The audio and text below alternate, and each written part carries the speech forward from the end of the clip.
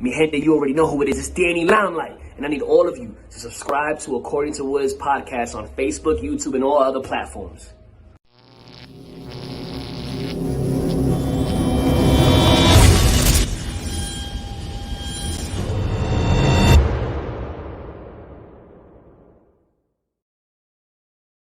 What's good, party people? This is According to Woods, and I have the honor and privilege of talking to a tough enough Las Vegas alum, a Combate Global alum. She's the one and only Blanca Shotgun Marquez. Blanca, what's Hey, going on?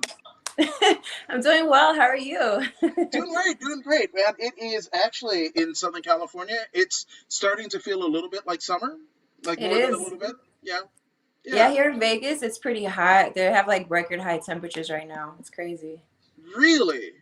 Yeah. Which almost seems like over the last couple of years, that has been kind of the commonplace in Vegas, where like, oh, you break like a weather record like every year for both summer and winter on how hot and cold it can respectively get. Yeah, it's hot as hell. I don't understand. Every year it's getting hotter. My kids are like, it's global warming. I'm like, yeah, I think you're right.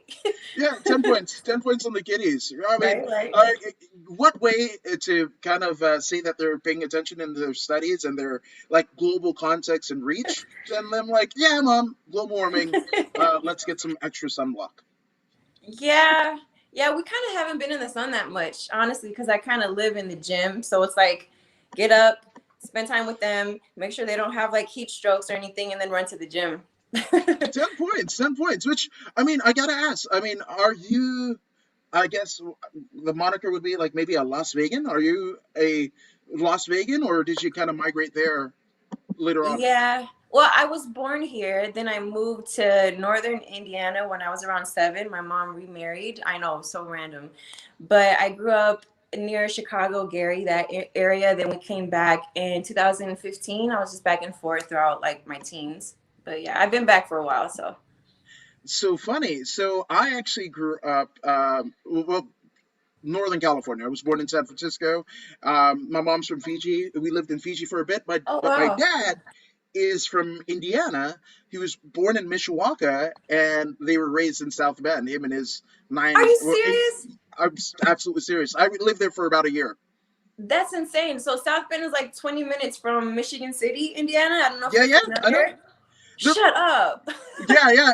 The fishing. Oh my God, Michigan City. Yeah, right on Lake Michigan. Yeah, Yep. that's a little city that's about this big that I Hmm. kind of grew up in. See? See, we're friends already, Blanca. I'm Right, just family. saying. Yeah, man. Yeah, dude. I'm just gonna start calling you like sis, just for the hell of it, right? Yeah. Um, so I mean, so coming, like living and being born in Vegas to Indiana. I mean, did that kind of give you a little bit of I don't know, like I guess placency, like because I knew when I moved from Northern California to Indiana, I might as well have been an alien. Like I kind of maybe looked a little bit like Bat Boy when I was younger, but that's another deal for another day. But I know I felt displaced because like nothing in about Indiana was about like the life that I knew before. Did you go through any of that as a youth? Absolutely. Yeah. My mom remarried. My dad was Arabic, so it was an entirely different culture. I am Dominican, and it's a very small city, so there's not a lot of different ethnicities there. No one knew what the hell I was. I was like you, a complete alien, they would guess. And if I said what I was, they were like, okay, what the hell is that? So it was very different, but I learned a lot. It was an experience, and living here and living there, I took what I needed to from both areas, and yeah, it was cool. It was fun to grow up and play in the woods and stuff like that. People don't really get that experience much in the desert. So, yeah. You don't say. There's no woods in the desert. No, What? dude, there's just mountains and dirt, but it's beautiful. It's beautiful. We have a lake. Lake Michigan is really pretty. It's kind of prettier, but you know, it's cool. Yeah, which I mean, it's kind of fun because like for me, there was a point where like I tried to assimilate, like most kids do, right? Like Yeah. Indiana, like oh, what's going on at the Indiana State Fair, and talking about like I don't know, like corn husking and stuff like that. Like there was a smidgen of time, and I was just like. Wait, what am I doing? And before I could even like factor in like what am I doing as a youth, we moved to like we actually moved to Vegas, funny enough. Oh wow. Yeah, Yeah, when I my was, go ahead. oh, good. No, my sister actually just showed me a screenshot of a Google search of the apartments we used to live in Paradise. Yeah, I came back to Vegas in 2015. That's when I have three kids. So All my right. firstborn, she was born out here. I came out here, it was like my senior year in high school. I didn't finish out there. I graduated early. It meant a lot to me to graduate prior to her being born. So I did. And I haven't moved back. I visited, but I have been here ever since. Yeah, once you get, I don't know, you're either country or city, but whatever bug, kind of takes to your personality, you kind of go with. And if you were a city folk, Vegas just agrees with you a little bit better than maybe Northern Indiana might. Yeah, I mean, I love nature. I love being in the woods. I love hiking. I love the ocean. I love water. But my immediate family was here. We kind of all migrated back here. When my brothers got out of the military, we all kind of regrouped here. So, and my grandmother, she's not gonna move to Indiana and come back. She's been stationed here in Vegas. So yeah, we came back to be with her, and it's been great. I mean, I can't say I would move back to Indiana currently just because of opportunity. But I do miss the greenery. I do love that. Yeah, it's there's pros and cons to everything in life, right? You gotta Yeah. at some point you kind of have to feel like if you can get out to maybe I don't know, maybe even like San Bernardino kind of county, like the edge of California, and get like a forest, whatever, and then drive back, you'll be fine.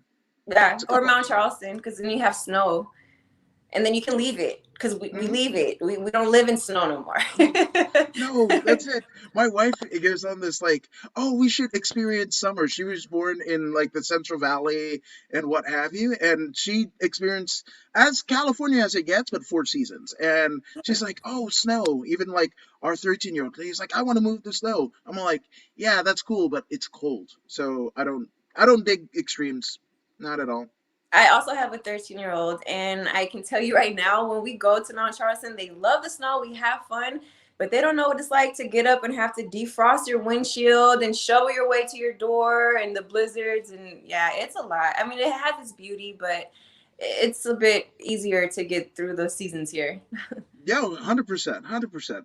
Now, Yeah. one thing that I don't want to kind of gloss over, but like you had a lot of responsibility before you graduated. You were, essentially the teen mom type deal, and that's a lot of responsibility. But you still, and it kind of shows a little bit of your tenacity that your you basically display in your fight career, but you showed it.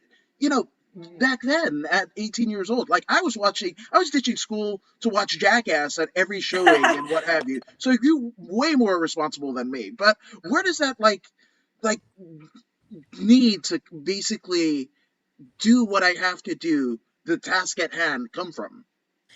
Honestly, like I've made plenty of mistakes growing up. I was a stubborn kid. I still am very stubborn, but I have a lot of great role models around me with my family. The women in my family, they're very strong.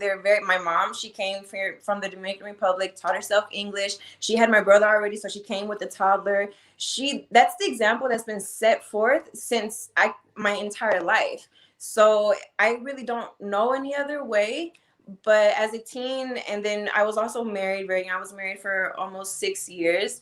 There's a lot of ups and downs. I learned a lot of lessons, but it's just never been an option to not keep moving forward. That's just ingrained in me like that. That's incredible. That's incredible. And it's actually like an immigrant story, that of your mom, and she had a young child, and your Hmm. brother, and coming here.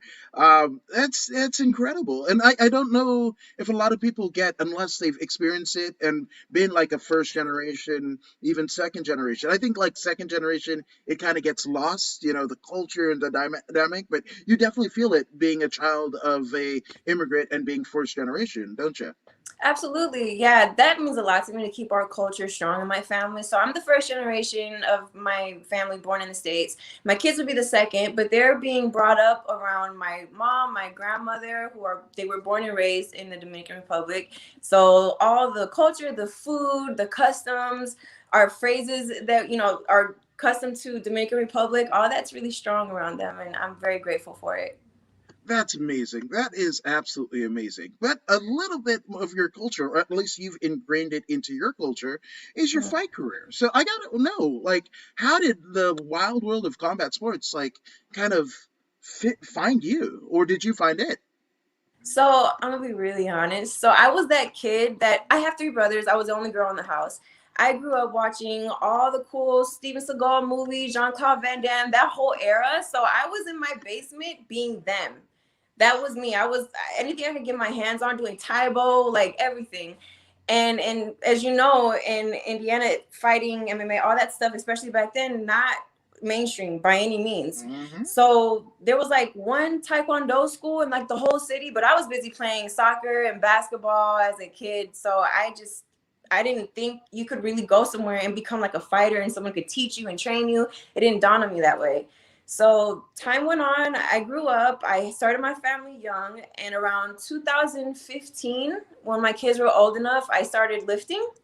I was able to like get out of the house a little more and lift and everything. And then part of my workout routine involved like learning how to punch and learning how to kick. And I fell in love because I already loved it, and I just never stopped since then. So That's amazing. And I mean, being in Indiana and discovering it, and not, I mean, you kind of were born in Vegas, so you knew it's the fight capital of the world, and all of that. But like to find, and the UFC is essentially based in Vegas, right? So to go mhm. literally in the middle of the country to find out like the thing that you would eventually come back to, I think that's kind of fun. Yeah, it kind of feels like it was destiny. Like everything that happened in my life kind of brought me to this point. So I've just been following my heart, basically. I mean, there's a lot going on. I'm a very involved mother. That's always my first priority. But between balancing everything, it's been a hell of a ride, honestly. Yeah, man. And again, a hell of a ride. That would be like you're at the start of your MMA career. You're kind of a couple years in. I mean, 6 years ago, you were still doing like the Taibo and the athletic aspect of it. And but if that shows like the growth that you've basically involved, you started off the podcast talking about like you kind of live in the gym, pretty much. That's a bit of a transformation. But then you're an athlete, so you've found your way in and out of a field or a weight room or a gym, throughout your entire kind of life almost. Just about. I mean, aside from having three kids, so three full term pregnancies.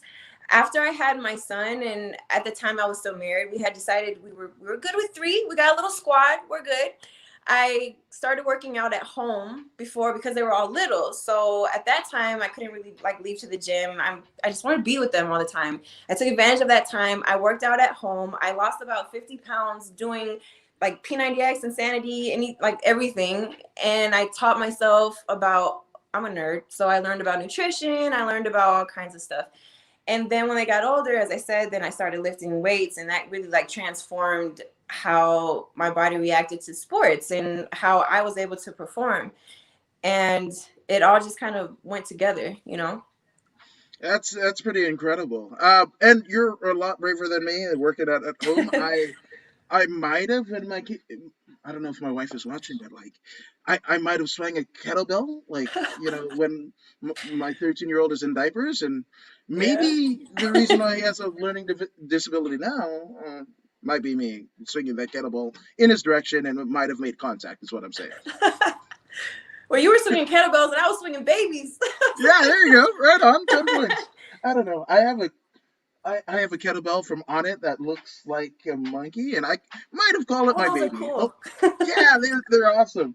But then when you drop them, it's not fun. Not fun. And then you have the monkey head staring at you like, what the fuck did you do? Yeah, it's kind of intimidating for sure. Yeah. No. So, in terms of like, training in Indiana, right? Like, what was the first, were you just doing like the P90X home workouts? And shout out to Beachbody with Insanity and Beachbody. They were so huge at the time. But did you actually join like the Taekwondo gym that was in your area? So I didn't start doing those programs until after I had already had Okay. all three of my children and I was here. As far as in Indiana, I did school sports. So Okay. all of my child martial arts training was self-taught. Oh, right, right on. That doesn't exist at all, right? There's no fighters that learn stuff from YouTube. Not at all, right? No.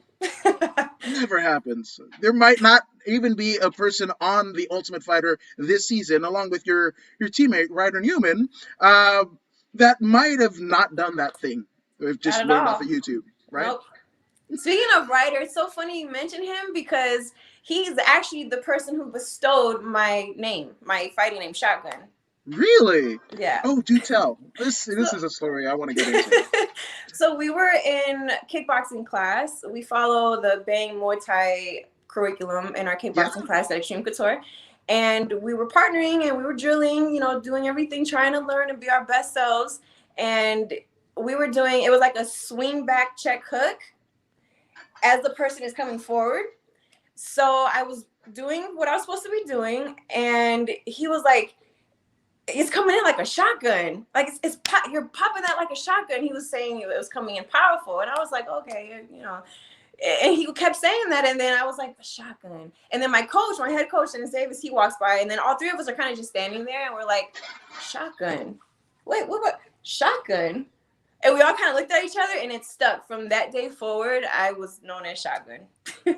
I like it, and I love that you went with like a name. I mean, there aren't too many. There aren't too many shotguns. I don't feel in MMA. There's a lot of monsters. There's a lot of beasts, and there's one. And no disrespect to him, but Ray Borg. Your last name is Borg. The layup, right? Like that's mana from heaven. Like cyborg. That's what you should be.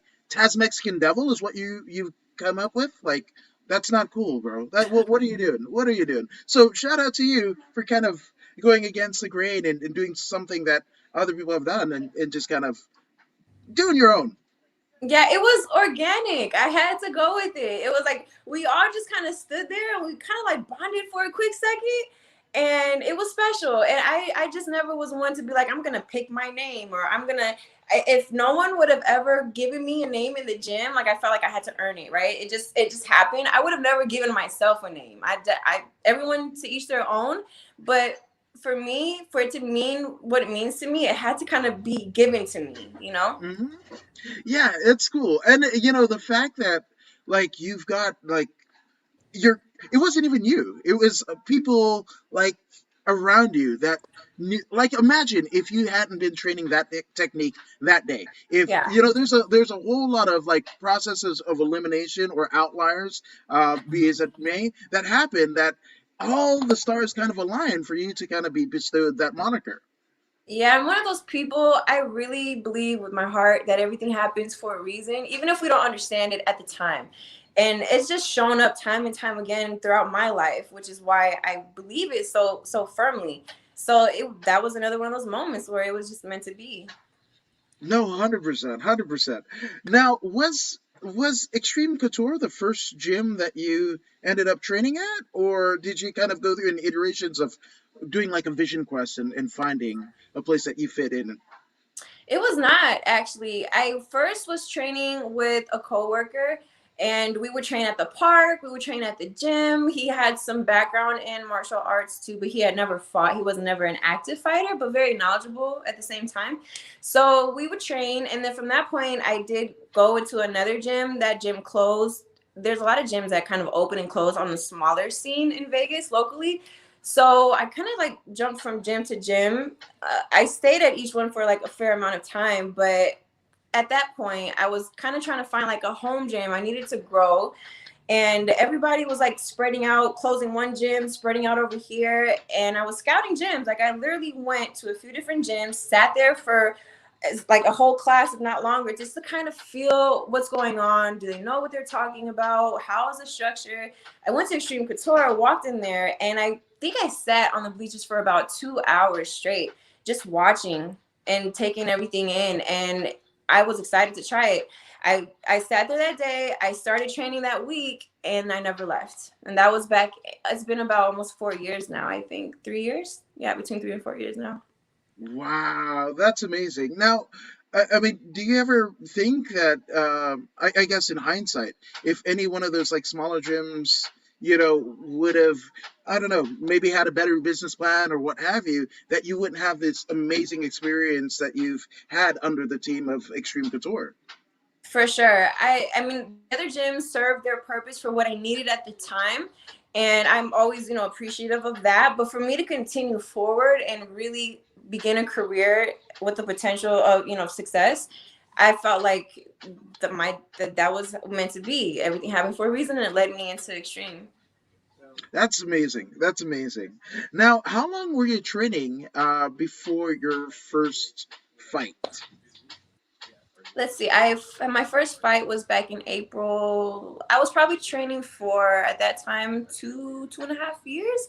It wasn't as consistent until that year prior. Before it was like 4 or 5 times a week. I'm juggling kids. I'm juggling work. But when I got to Extreme, it was like, okay, I'm doing like 5, 6 classes a day. Like I can't. I don't want to leave. I'm staying here. I almost paid rent in that place. So for that year leading up to that fight, probably was the most consistent and the most growth that I've had. Now, I guess it's fun because I don't know, like in terms of prototypical fighters, when people kind of have that preconceived notion, I'm sorry to break the news. You may not look like a prototypical fighter. I don't know if you've gotten it, but I'm just saying, right? But what about MMA with all of the craziness and the injuries and all of it, right? The day to day, I guess you would say grind, right? Attracted you to it, and it just resonated with you so much that the schools that you basically patroned before didn't give you. As far as appearance wise, I've never put much thought into that as far as like fighters and what they, I don't know. I follow my heart. I follow my passion. I love it with all of me. So that's what I do. Whether I fit the mold or not, I really don't care. I just want to be the best fighter I can possibly be. That's it. No, I like it. I like it. And everybody should want to be the best, right? Yeah. In fight. If you don't, if as with as many sacrifices that you make in terms of dieting, social life, time with your family and what have you, and Yeah. not it lead to maybe a world championship opportunity or what have you, you're almost in the wrong business, right? I feel like it will lead to a world championship possibility or a moment because that's what I'm working towards and I will not stop until I get there. So that's just there's no other option in my mind.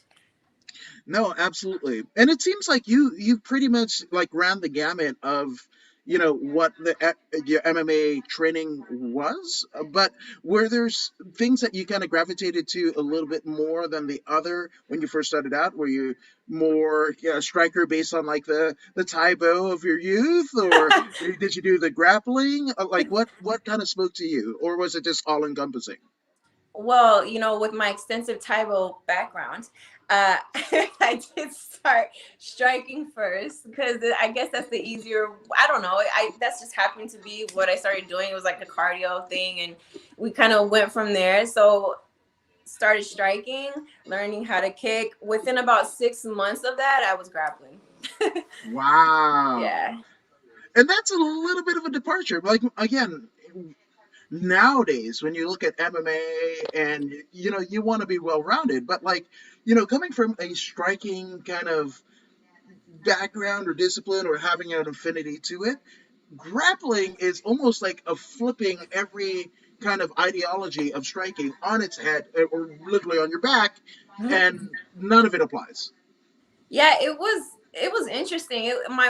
I was like, feed me all the knowledge because I had no background in grappling. I never wrestled, like nothing in that kind of contact sport. So as soon as I started learning it, I was completely addicted. Same with striking. So like when people ask, like, do you feel more comfortable on your feet, on your ground? Whatever, I feel my coaches say I'm well rounded. Again, I'm my own worst critique. Always looking at trying to get better, but I love both. I can't really choose one over the other, to be honest. I like it. I like it. Here's you of MMA veteran Stu Kosh saying he's still learning how to kick. Me So too. there you go. That's it. I can't. kick. I don't know. Maybe so. I when I was training consistently the last time, I was actually training at Fight Academy in Pasadena, California, and my first striking class was with James the Beast Wilson, who's a mountain of a man, whose highlight video of him knocking out people are like 4 minutes long, right? And I am not good with coordination, and we're striking and whatever, and we're walking. I'm not that guy. I'm not the pat your head, chew gum, whatever. I will fall over. So I'm hitting him, right, and trying to get the movement and whatever, and also trying to walk. And he's like, hit me harder. I look at him. No. Hit me harder. No, because I know this is going to come back around, and I'm toast. I'm toast. Yeah, so I don't strike. I don't strike. It definitely takes some coordination, and everyone is different with that. With me, I don't know if it's like the background in sports I had as a kid or whatnot, but certain things come kind of not easy, but like natural. They come kind of natural to me as far as coordination, athleticism, and stuff. So that's just another one of those things that I'm just grateful for and try to make the best of. No, 100%, 100%. I like it. I like it. Now, take us back to that fateful night in 2019 where you made your debut at the Orleans Arena.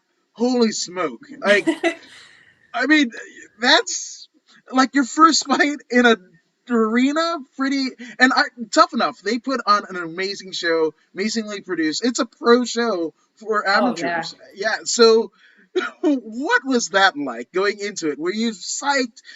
Was it kind of unnerving that there's a crowd this big? Because most people get their start, and maybe there's 10 people in the crowd. Maybe, you know. Yeah, for some reason, I I didn't feel that nervousness. I didn't feel weird around all the people.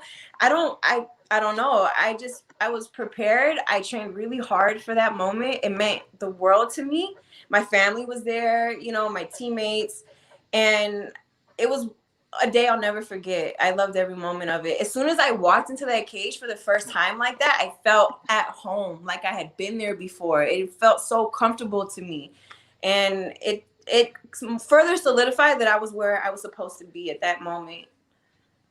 No, 100%. And, some people are just born with this. Like, I often think about, like, if MMA wasn't here, right? Because there was a very real chance in the early 90s where, and even the early 2000s, there was a very real possibility that the sport could get eradicated, right? And I'm all like, Yeah. where would all these interesting people go? What would they be doing if not for MMA? And, some people are just born with this is what I can say. It's like they need this. This is a sport. Like they need it.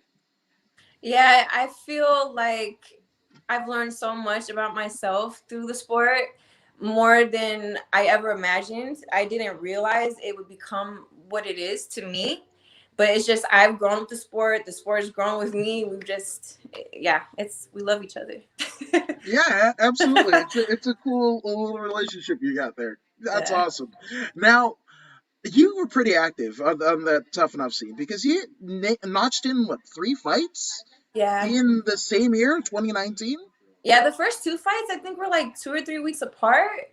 And then after that, I think I had a like a 5 week, 4 week camp. And then I had another fight scheduled for the flyweight title with Tough Enough. But unfortunately, after we weighed in about 2 hours later, that got canceled. So yeah, that sucked. That really sucked. But Yeah. nonetheless, I mean, Tough Enough was amazing about everything. They tried their best. I feel like I've been somewhat spoiled with the promotions that I've had the pleasure of working with, because between Tough Enough and Mountain Forest and now Combate, I have experienced nothing but awesome everything, from everything being organized to all the people in each organization being awesome to work with. It's been really, really awesome, honestly. No, 100%. That man, let's talk about Mountain Forest a little bit because when a lot of people, I mean, I know quite a few people that had to turn pro just because there was no amateur scene, on the West Coast at large, right? And it had to do and fight out of state and what have you.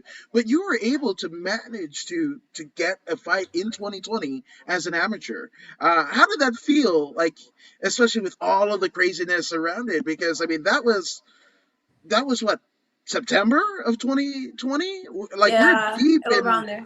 yeah, we're deep in all the craziness of the COVID in the 2020 year. But how did it feel finally getting back into the cage?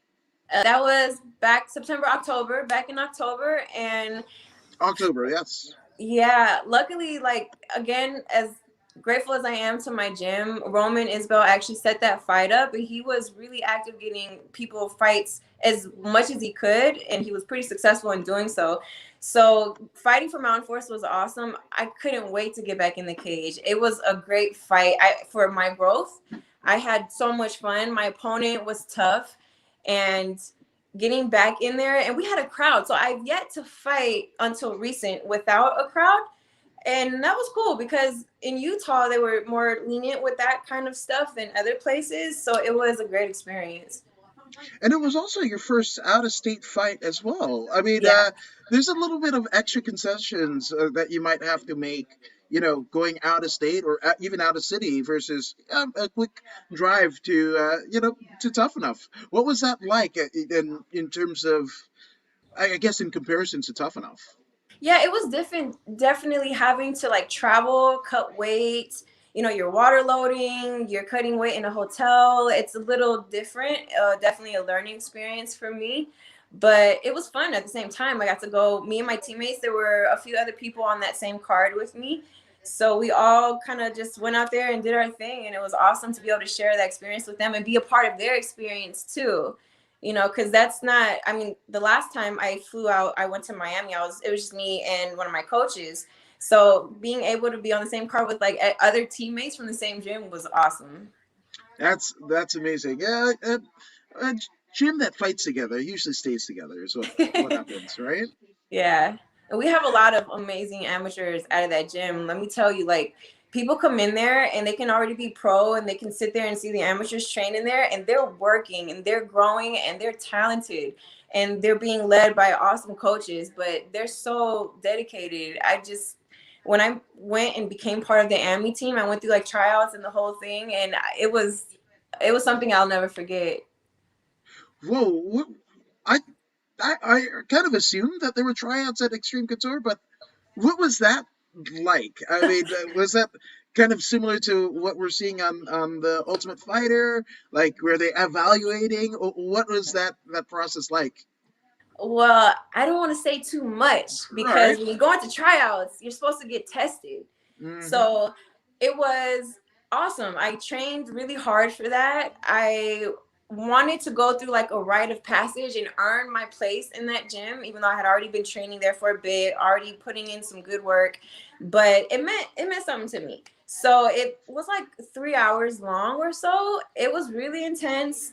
There's sparring, there's grappling, there's technique, there's lots of things going on. I won't say more than that. Yeah, there But you go.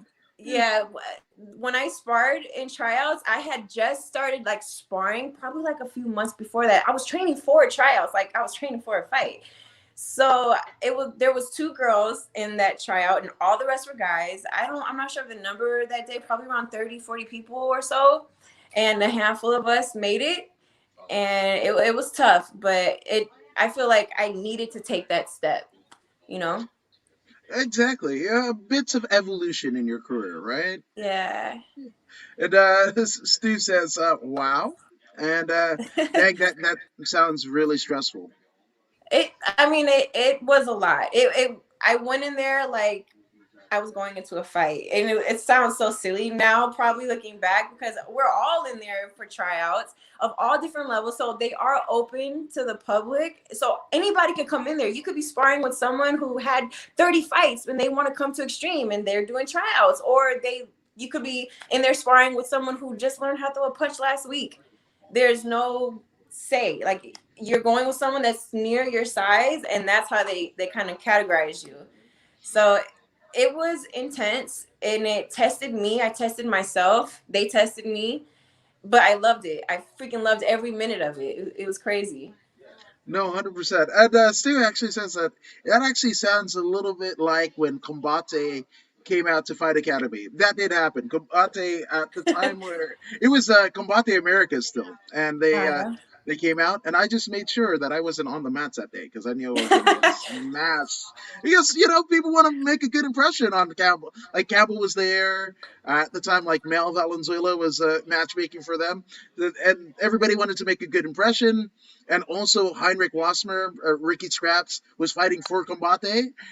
So nobody wanted to make their coach look bad. So I just made sure I'd stayed off the mats that day. That's funny. Well, it's never too late. You can still get in there. I like my brain cells. I like it. I mean, it's yeah. Um, there, not to say that you don't, but yeah, it's just I know at mid 30s I'm like I'm Yeah. I might do jits. I might do jits like nogi after somebody ate an edible. That might be weird. That might be weird. Try rolling with your eyes closed. That's fun. Yeah. I What mean, don't go with someone who's gonna try to kill you, but like when you do a roll with your eyes closed and you just try it. Just try it and get back to me because it's okay. really fun. Is that like a flow state kind of Yeah. deal? Okay. Yeah, you focus kind of more on technique and kind of feel the other person's energy.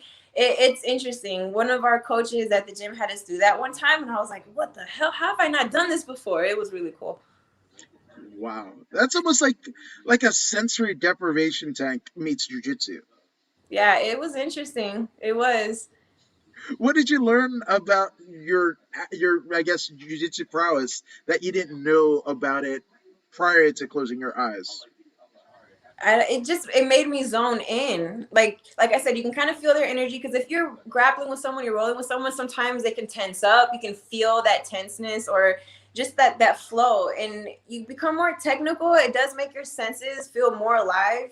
You know what I mean? So you're kind of picking up on everything, and you I don't know, you kind of can just be more loose and more flowy and not just focus on like trying to choke each other out as much. It's more about all the motions, you know? No, 100%. Yeah, emotion with the ocean. That's a Yeah, that's what I was trying euphemism. to go for right there. Yeah, there you go. Rolling with the homies even. Um, no, so I mean, have you done like many like jujitsu competitions, or is it like strictly set phases to stun to MMA? Like, what's the deal there?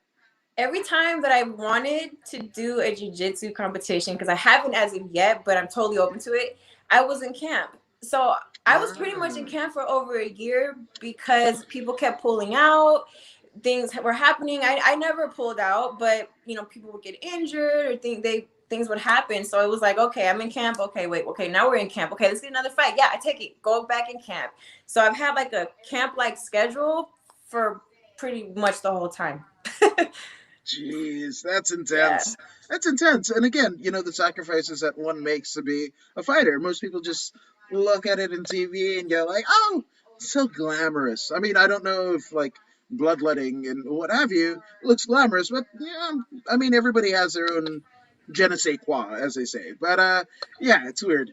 And Stu said about that Fight Academy kind of tryout. They said don't go 100%. Stupid last words. That's almost like don't look down, right? Like Yeah.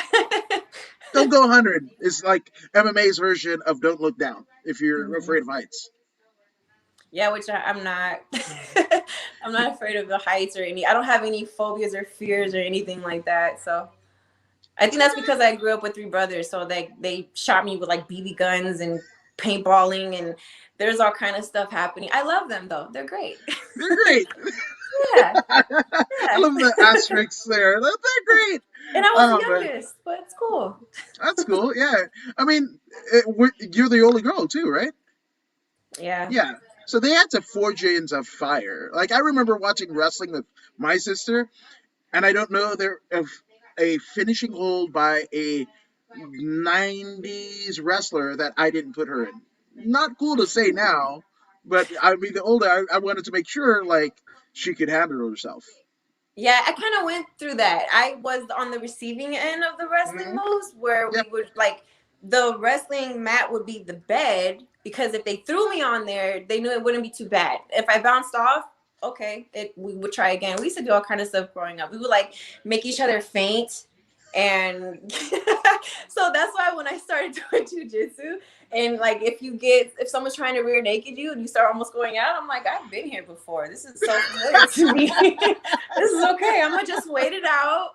I'm gonna slow my breathing down. I'm gonna calm down, and I'm gonna defend and get up out of there. Wow. I mean, that's funny. And so they shot me. Facts.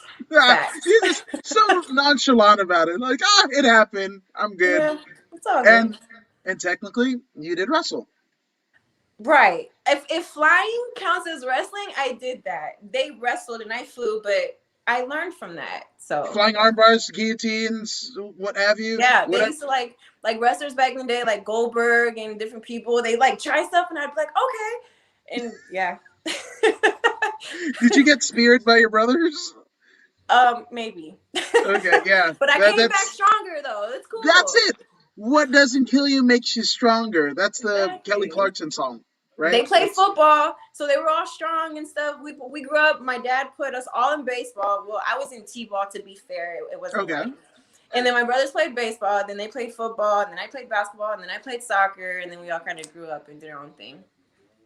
That's a pretty athletic family. And then your brothers went to the military and you became a fighter. I mean, how are mom and dad doing? Like, there's just like all these badasses like come out of what have you. Like, I mean, are they proud?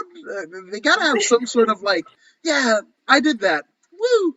You know, they're doing well. They get worried sometimes, not so much now, because I'm like, don't do that. Don't get scared. Just know everything's gonna be fine. It's okay. But in the beginning, they were like, no. And I was like, yeah.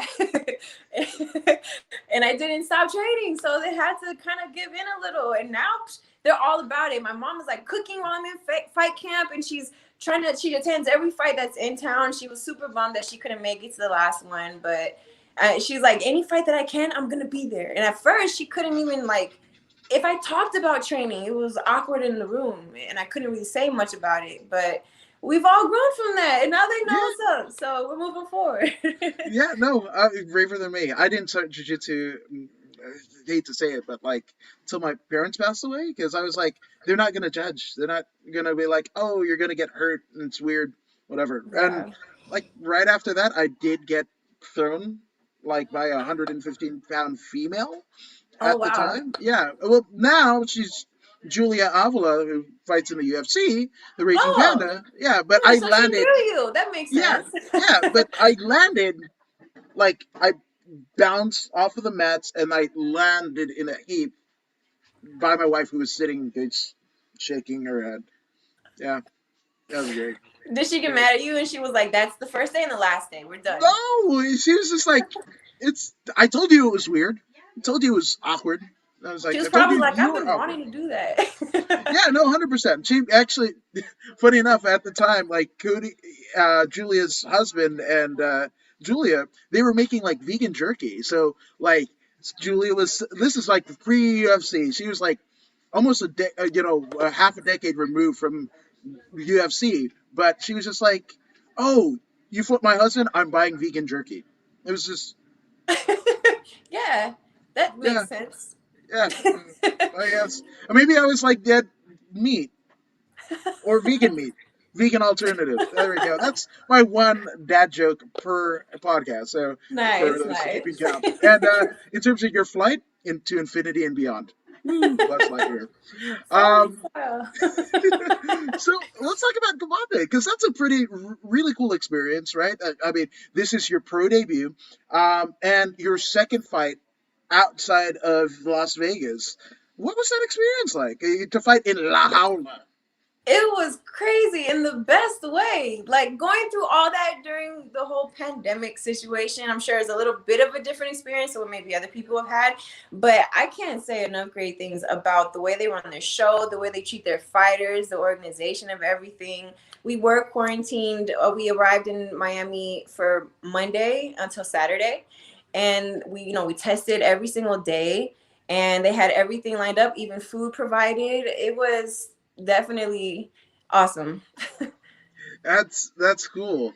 Now, I mean, do you feel any different, like pro versus amateur? Because again, like you were saying, you fought in an as an amateur in pretty big crowds, big stadiums, big promotions.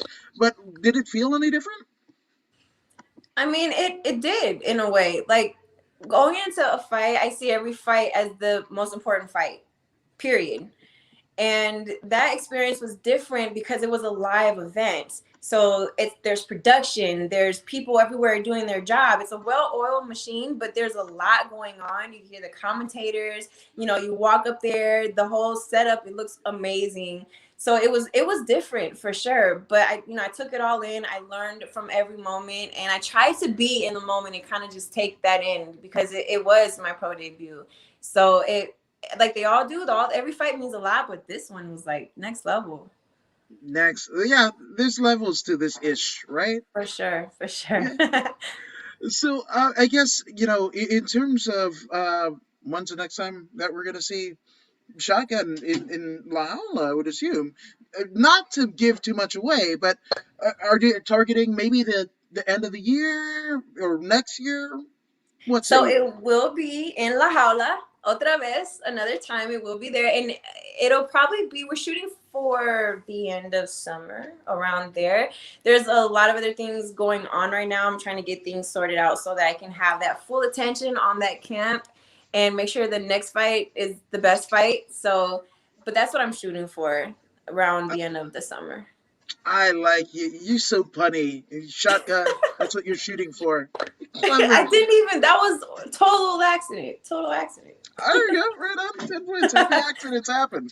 Um, Now, I gotta ask, right? As a mother of three, do any of your kids train?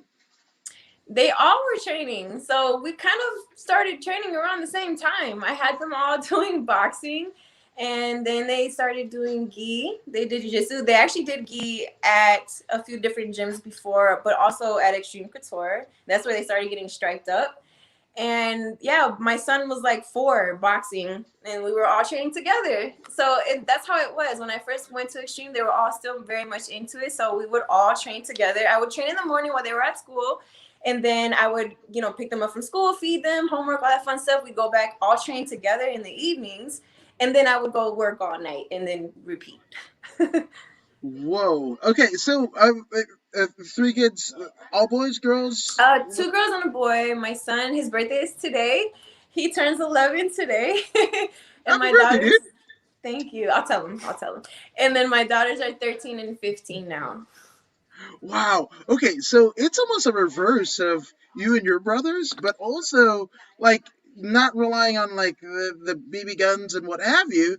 Like everybody's No. like choking each other out and what have you. Like, do Yeah. you guys get like again? The Stu said it. Like, don't go 100. Do you have moments at the house? Not even in the gym. Like at the house where like, oh, mommy, like don't go 100, and you just No, I don't yeah, know. we have fun. They all Okay. kind of grew out into their own hobbies, so they're not training as much, or actually, they haven't been training probably in like the last year or so. They kind of like my daughter got into skating. My son is super into Fortnite, Yeah. and yeah, so Mhm. but they still remember a lot. And times like my 13-year-old will roll here because I have mats in my garage and stuff, and we'll roll, and it's fun.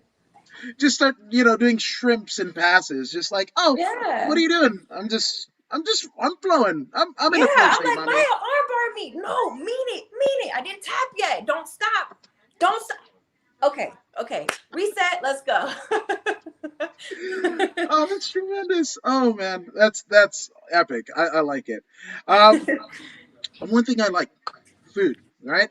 You're a Dominicana, right? So, what is your favorite Dominican dish? Whew, that's rough to pick one.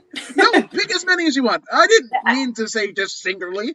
Like variety's the spice of life. So, like, what are some of like people that are uninitiated? What, it's according to you, Blanca Marquez. Like, what is some of the best Dominican dishes? I mean, I love mango, and that is made with like plantain and onions and vinegar and happiness and love, and they fit it all in there, and it's awesome. Mario Yamasaki's. There we go. And I mean, rice and beans, and it's like staples, you know, chicken guisao. Like, there's a lot of delicious things because my mom, she's been cooking since she was like 11. So she is the center of our family, the most amazing person I know. And she's also the best cook I know too. So we're pretty spoiled in that aspect. And we all love to eat, like, really love to eat. So, with your mom being such a great cook, right? Do you try out, like, maybe at a restaurant? You go to a Dominican restaurant and it doesn't seem to match your mom's level. Like, I get that way with like curry. Like, Hmm. curry was, in a Fijian household, that was like preeminent.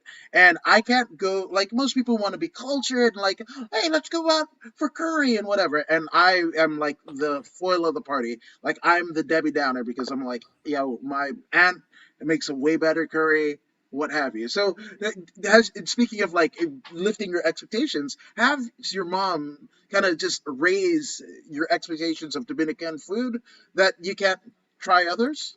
a, 1,000%. Like, I'll try it. Sometimes I gotta look at it. I need the smell, and then I'm like, okay, we'll try it. But otherwise, no. Like, her flan, top of the line, top Mm. tier. I've yet to meet any human that can make a flan like my mom. So yeah, I mean, if anyone wants to send flan for me to test, I'm open to that.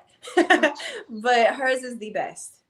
I'm almost like, damn, I might drive out to Vegas and like get up your mom for some flan. Is what I'm saying. Let me know. All It right, takes about 2 hours to make, and then you gotta let it dry. You know, you gotta let it it's cool an off. 8 hour drive, But so we're good. We're good. We're fine. I'll call her now, and it'll be ready. All right, cool. See, that's what's happening, folks. Um, so that's a cool show idea. Like me driving out to try flan. Oh, I'm Maybe I'll down. do it. I'm Dude, super down. I was quarantined way before, like 3 years before quarantine. So I'm just saying, like, send flan. Just Yeah, saying. bring the family, and then, but I will warn you, like, once you try that flan, it'll be superior. So anytime you go anywhere else and try any other flan, I'm kind of gonna ruin it for you, but also, give you that experience. So Okay, cool. I like it. I mean, usually I get it from Vallarta, which is like, I don't know, like store bought flan, right? mhm. So just saying. So maybe I need to be a little bit more cultured. Oh, jeez. Okay, so he's elaborating. Have her test flan, and Okay. if it sucks, she'll knock you out. So that's a show idea for you. I, I, you know what? Making opportunities happen. I'm not against it, and it's something that I will watch. So if I'm just I saying, like where he's going with that. I like I it. like I'm it. not mad. As long as there's like a what is it, the release and what have you, that like Oh, sign a no, waiver, of course. yeah, PDF, exactly. easy. Yeah. So there you go. Yeah. Oh, actually, have people test your the grandma. It's her mom. It's her It's mom. my mom's thing. My grandma is Yeah. a really great cook too, but she cooks like three things. she, she's a little older, but my mom, yeah, she's the flan maker. Her and my Okay. aunt. I like it. Stu is just attached to this the abuela abuelita deal because he's like it's called the ultimate abuelas. No, again, it's the mom. It's oh god. All right. Uh, okay. Obviously, Blanca, there have been a lot of people who have helped you both professionally and personally to get to where you are, both professionally and personally. So take as long as you like. Let's get some shout outs out of the way. uh, I mean, my family, foremost, my parents have been nothing but amazing in helping me balance everything because they have a very great relationship with my kids. So they spend time together. I mean, everything flows smoother because of their presence in our life. And my coaches, the gym. I mean, my head coach, Dennis Davis. I have Roman in my corner as well. And every coach at Xtreme has been amazing. I've learned from everyone, from Eric Nixick to Gil to Nate Pettit. I mean, everybody in that gym that's coaching has different perspectives, and they all merge together to give you the most growth as a fighter. And my teammates, there's so many to list that I unfortunately, like, I would have to, like, go down a list, but every single person that I've ever been on the mats with inside that gym has helped me become better in one way or another. So I'm grateful to every single person that I've ever trained with, honestly. I like it. I like it. And usually, if you go general, like, oh, the entire gym, usually most people are like, oh, you didn't mention me. Actually, I did. If you listen to the last part, I absolutely did. So you were there. And if you're not a part of the Extreme Couture team, then what are you even doing here? They all are. I mean, from the amateur team to pro practices, even when because I do a lot of the regular classes that are open to the general public. And there's a lot of people that come there that are consistent, that are not active fighters, but they're super consistent. So when I get to work with them and drill with them, I'm still learning and becoming better. And hopefully they feel the same because, you know, we're learning together. But everybody in there from every level has a great attitude towards training, and a lot of them have a passion for it. Even when it's just leisure or to stay in shape, they enjoy being there. That's the atmosphere in the gym. So I mean, I can't thank everyone there enough. I can't thank my parents enough. I'm thankful for you for even inviting me for the interview. You know, it's just I'm just that I'm grateful. I'm gonna leave it at that. I'm grateful for everyone. Well, we're grateful for you, and we're grateful that you're here basically doing what you love. And especially, I think at a time where, people are getting over the last year and, just the craziness of it all. And, they might have like certain limitations, that they place Yeah. on themselves. Seeing you do exactly what you love, right, with your family behind you, it's a great source of motivation, fight fans or non-fight fans, to like what you can do if you put your mind, body, and soul into any given thing. I hope so. I mean, I'm motivated by a lot of people, but I'm also very self motivated because I know what I want. I know who I am, and I know what I'm willing to sacrifice to get to where I want to be. But that's on one aspect. Another aspect is for moms out there, like single or not, you know what I mean? Being a mother and in 2021 and trying to still accomplish dreams, I feel like women have become more independent now than ever. But if I can inspire that woman that's sitting there who's had a few kids and maybe feels like, how am I going to bounce back? Or what can I do now? Like, you can do whatever you want to do. That's the truth. So I hope that they feel that when they see me and they remind themselves who the hell they are, and that you're a woman and we can do a lot of things and we can do anything. Hell yeah! And maybe because I'm fresh off of reviewing the Spice World movie for another podcast that I did, but I'm gonna go girl power. How about that? Did you say Spice up. like the Spice Girls? Is that? Oh yeah, yeah. Well, like me and Aisha Raymond. Do you have a Spice World I story? went to the theater when that movie came out. I can't believe I've never told anybody that. That's never come up, but I Okay. remember going to the theater with my friend at the time, like this other girl I went to school with, and we went and saw it and we were all about it. That was a long time ago. Well, okay. So, did you have a favorite Spice Girl? I liked the only ethnic one in the group because I related to her the most. Scary Spice. But Yeah. yeah, Scary Spice. But everybody in that group was pretty awesome back then. But yeah, that was my girl right there. You know it's wild, right? Because I think like us as Americans, we love everything with a British accent. Because she like is the judge for one of the either America's Got Talent or what have you, Yeah. and it's just wild. Like she's the scary one, but she's now refined because she's judging us on our talent. But supposedly Yeah. in this country we're fighting the monarchy and what have you, so it's kind of wild, is what I'm saying. Yeah, I love a good accent. I do. Yeah, accents are cool. Accents are cool. But oh, you know Yeah. what's even cooler? You are. I can't thank you enough for jumping on this Thursday afternoon when people are viewing this. But for people to get more of Blanca Shotgun Marquez as she readies herself for her next La Jaula bid, where can they find you, Mademoiselle, on I social am media?